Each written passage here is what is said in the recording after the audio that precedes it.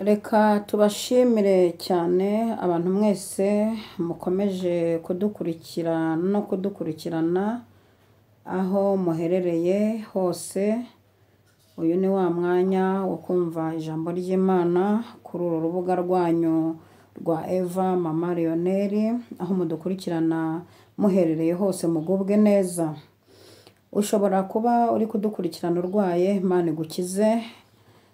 Hari abavuga ngo ikorohereze, Imana ntiyoroshye irakiza, irica cyangwa igakiza.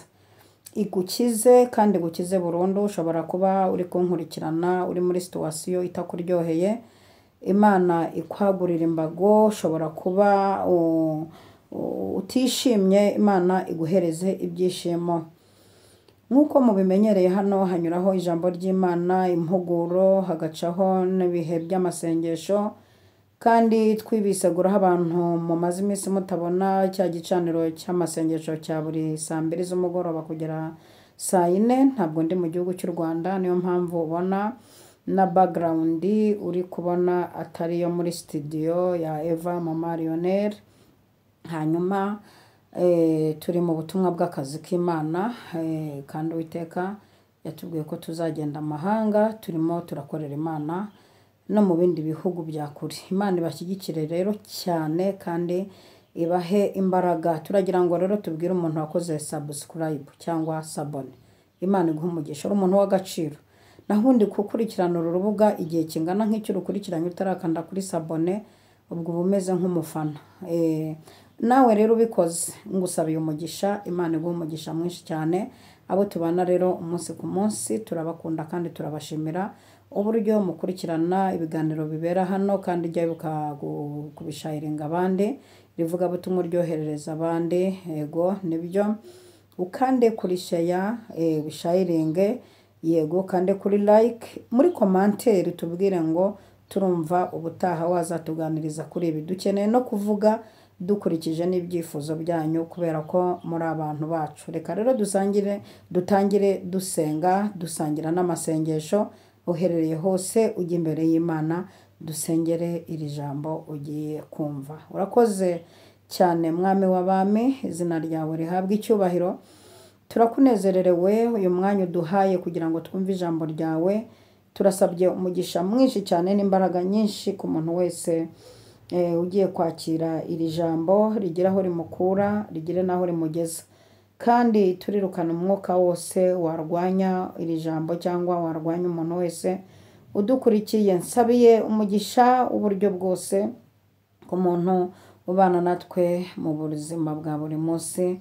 Nsabiye umugisha umuntu wese wakumenye, byifuzo byose uyu muntu afite ndabisengeye kugira ngo bisubize, kandi urwaye akire, munyantege nkabona imbaraga, mushomera abona akazi, ngumbi bona urubyaro, wabuze urugo abona urugo, kuko uri Imana ifite ibisubizo tugukeneyeho.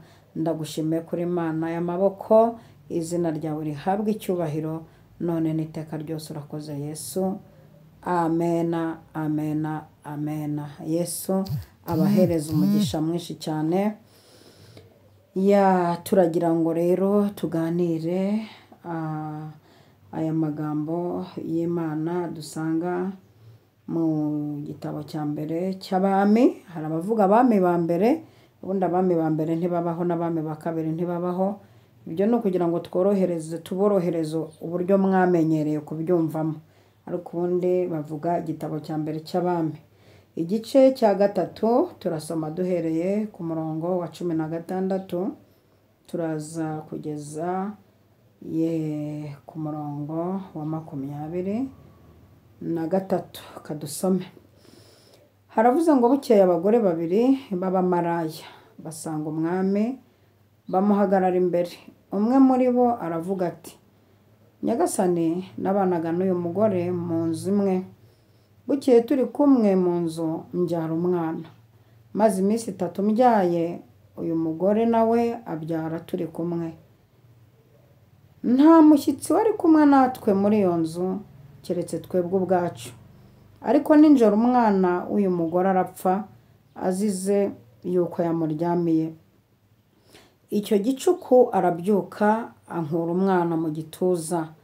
Ubwo umuja wawe ubwo umuja wawe nari nsinziriye, amuryamisha mu gituza cye, wa wundi wapfuye amuryamisha mu gituza cyanjye. Mbyutse mu museke konsa, umwana nsanga yapfuye, ariko mu gitondo mwitegereje mbona ko atari umwana wanjye nibyariye. Undi mugore aravuga ati oya, muzima niwe wanjye, wapfuye n'uwawe. Uwa mbere ati oya, uwapfuye n'uwawe, umuzima niwe wanjye. Babivuga batyo imbere y'umwami. Nuko umwami aravuga ati yemwe. Umwe agira ati umuzima niwe wanjye, wapfuye n'uwawe. N'undi akagira ati oya, ahubwo wapfuye n'uwawe, umuzima niwe wanjye. Umwami ati nimunzanire inkota. Barayimuzanira. Maze umwami arategeka ati uwo mwana muzima nimumucemo kabiri, igice kimwe mu gihe umwe, ikindi mu gihe undi. Nuko umugore nyina w'umwana muzima wari umufitiye imbabazi abwira umwami ati nyagasani, umuzima mumwihere w'imwica. Nubwo bimeze bite.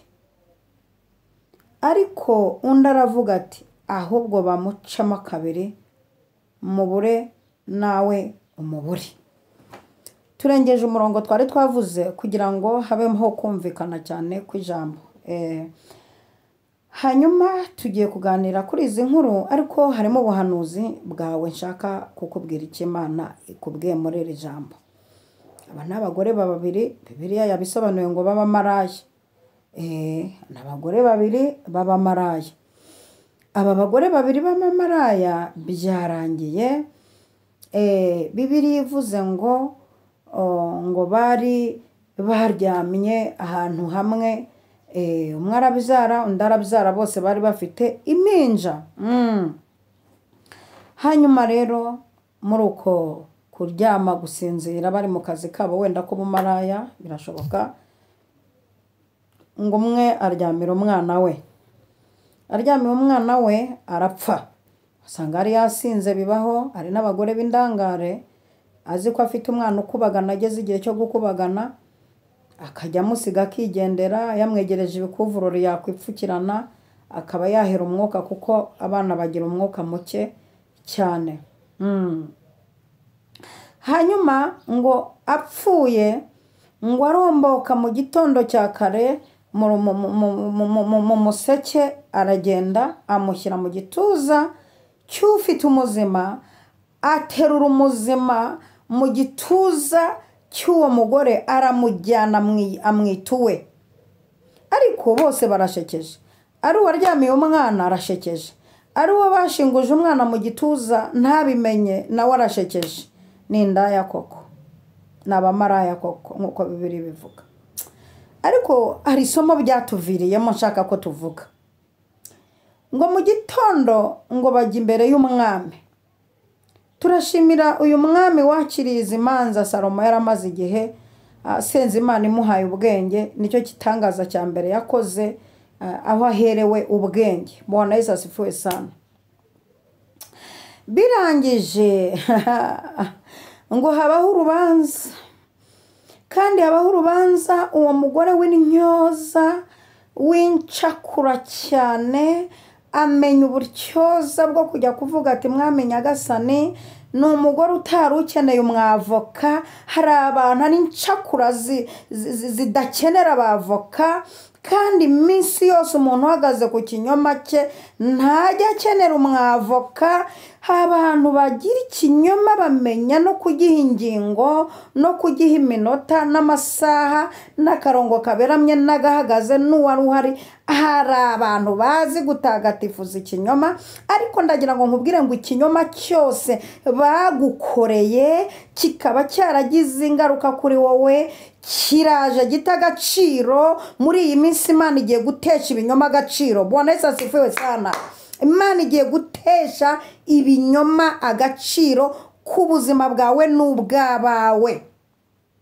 Uwakubeshye yahengame gake, uwakubeshye ubukwe bugapfa nakenyere, uko wagenje niko uzagenzwa, niko Obadiya yahanuye. Ikinyoma cyose bakugeretseho ugihe iminsi ubariye ku ntoki izi ngizi kigiye kurangira. Imana ishimwe. Mugore arabivuga arabitagatifuza ati rwose yewe umuzima atangira, niwe watangiye ikiganiro avuga ngo umuzima niwe wanjye. Ubu ni n'abantu mwize droit, aha hantu mujye muhigira, ahantu mujye muhigira.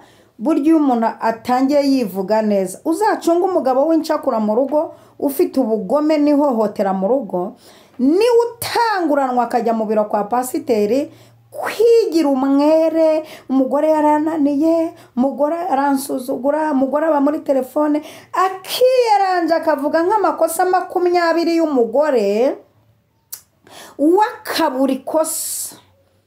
Mushumba jya ugira amakenga, burya umuntu wabanje ujya umushyiraho duti, ejo ukabona umugore nawe niwe utanguranwe ati mushumba umugabo yarantaye, umugabo aramuhotera arankubita, akiyeranje akavuga ubwiza bwe gusa, akavuga ububi bw'uwo bashakanye. Burya waba mushumba wakira abantu, waba umucamanza, ujya utinya umuntu wabanje mu kibuga yivuga ibyiza, uwo muntu ujya umushyiraho amakenga. Ujya utinya n'umuntu uzana ubusutwa agatangira ngo ngo numvise ngo abantu bakuvuga gutya, ngo sha ngo nta bantu ufite pe, ngo abantu ngo bakuvuze gutya, bakuvuga gutya, bagurya na gutya, akamara iminota 10 avuga ibyo bakuvuze. Ese aba bantu bavugaga ni radio yari yafunguye, we ntiyavuze.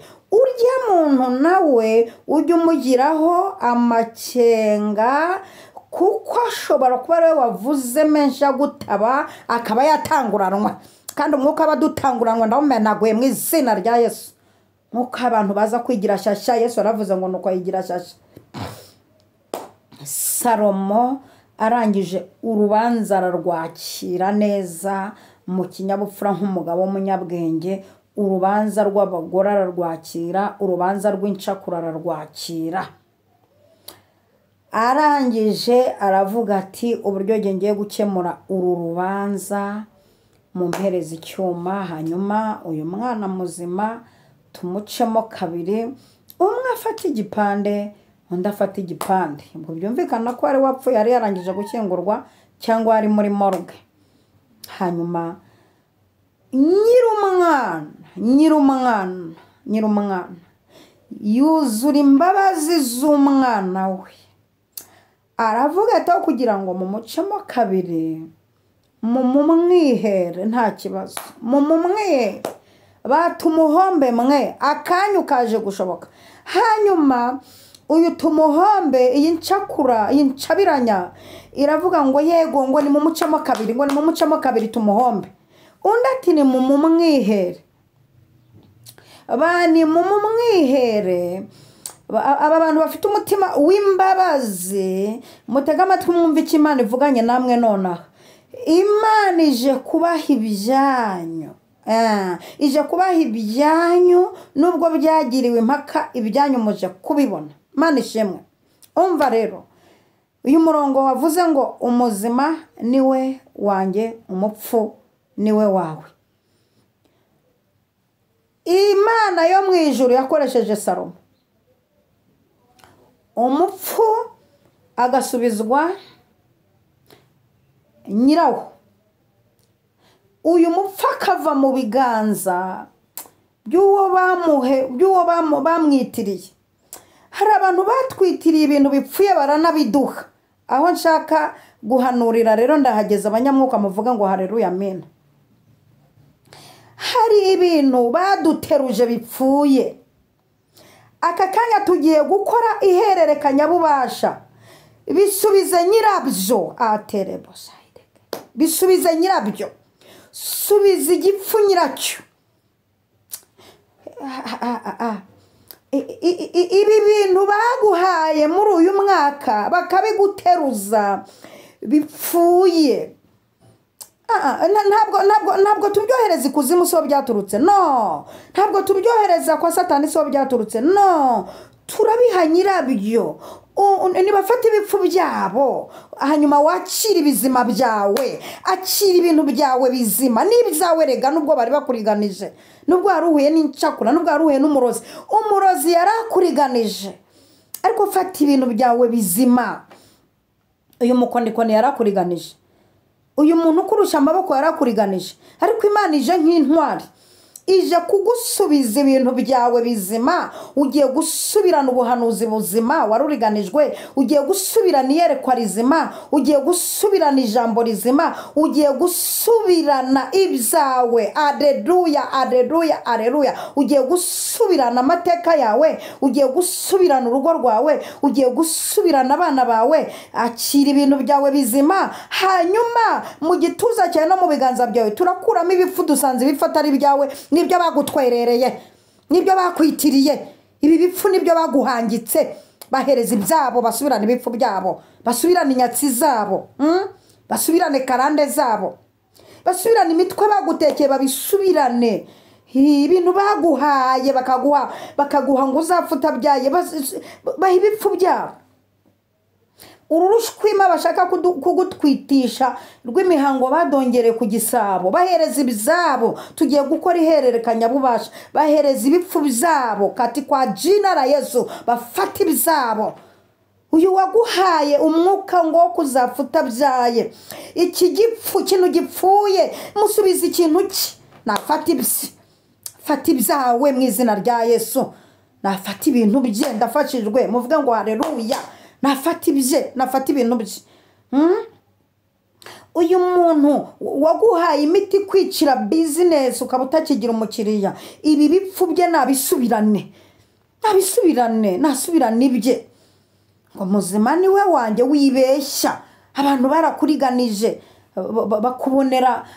bakubonera mu mateka yo kwitonda no kutagira urusaku no kutagira ukuburanira. Bibiliya iravuga ngo yewe urengana we. Na Bibiliya izi ko hari abantu barengana, ibyo irabizi cyane. Na Bibiliya izi ko hari abantu batubonerana, na Bibiliya izi ko hari abantu baducanaho umuriro tukabura uturenganura, tukabura n'utuburanira. Ushobora kuba warabuze ukuburanira kubera ko uri umwana wo mu bakene, wabuze ukuburanira kubera ko utagira shinge na rugero, kubera ko utagira abakomeye, kubera ko utagira amafaranga. Ariko yewe urengana we, yewe uwo bakikije ibintu bipfuye we, ukaba ugoswe n'ibipfu impande zose. Ijambo ry'ubuhanuzi riravuze ngo nibasubirane ibyabo.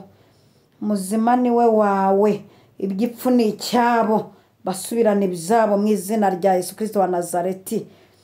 Imana ihabwe icyubahiro. Ndumva tugiye gusenga, ariko wakiriye iki muri ubu buhanuzi? Wowe ufashijwe muri commentaire andika uvuge ngo nakiriye umuzima, mbahereje ibipfu byabo, bakira imyuka yabo. Subirana ibyawe. Yewe wakuroze nasubirana ibye, ukugendaho nasubirana ibye, wakwiciye ubukwe nasubirana ibye. Bafata ibipfu byabo, tubahereje ibipfu byabo mu izina rya Yesu.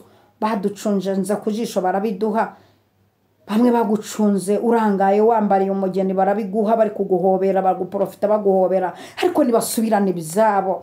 Hari ibyo baguhaye wicaye ku ntebe nizisaho umugongo horo kurya, basubirane ibyabo, basubirane ibipfu byabo. Muzima niwe wawe, amahirwe niyo yawe. Ego nibyishimo nibyo byawe, basubirane imyaga yabo. Umuntu wagucunze kujisha akagusenyera urugo, akaguha ibipfu, akaba wambara imibabaro ukayorosa ukanayisegura. Aka kanya itangazo rivuye ku Mana rivuga ngo nibasubirane ibipfu byabo mu izina rya Yesu. Turabibasubije. Turagira ngo dusenge dusoza. Urakoze, turagushimiye mwami w'abami ko uyu mwanya yabaye hererekanya bubasha. Dusanze tumaranye ibipfu igihe kinini, ariko duhishuriwe aho byaturutse mu ncakura dusengana, bituruka mu ndyarya zitukorera anniversaire. Ibi bipfu bituruka mu batubwira ko badukunda, ibi bipfu bituruka mu baduha amagift. None Uwiteka, ibi bipfu bituruka mu badutwerera, ibi bipfu bituruka mu baduprofita, ibi bipfu bituruka mu bo tutakekaga. Ariko aka kanya habaye icyo bita ihererekanya bubasha, tubasubije ibipfu byacu byabo, twakiriye ibizima byacu mu izina rya Yesu. Umugabo wateraniye aha niko abigenje, umugore wateraniye aha niko abigenje, umusore n'inkumi wateraniye aha niko abigenje. Dukoze icyo bita gutanga ibipfu byabo, kuko dusanze ari ibyabo. Bari barabidutsindire, barabitwitirira, bashyiraho n'imanza n'ibimenyetso, ariko habayeho kwigaranzura. Turabigaranzuye aya masaha, tubasubije ibintu byabo byapfuye. Nibafata ibyabo bari baratunyaze ibihe byacu, ibihe byacu bari baranyaze, ibihe by'amasengesho, ibihe by'ijambo, ibihe by'iyerekwa, ibihe byo kuvuga indimi. Dusubiranye ibihe byacu, dusubiranye ibizima byacu, dusubiranye ibintu byacu, dusubiranye umwuka wera, dusubiranye amahirwe, dusubiranye iterambere, dusubiranye umugisha, dusubiranye kugenda, dusubiranye kwamamara, dusubiranye gikundiro, dusubiranye inyenyeri yacu. Turabisubiranye mu izina rya Yesu Kristo wa Nazareti. Urakoze, turagushimiye kuri Imana ibikoze cyane kandi bikoreye kwiyubahisha mu izina rya Data wa twese, Umwana n'Umwuka wera. Amen, amen. Yesu abahereza umugisha. Shalom, shalom.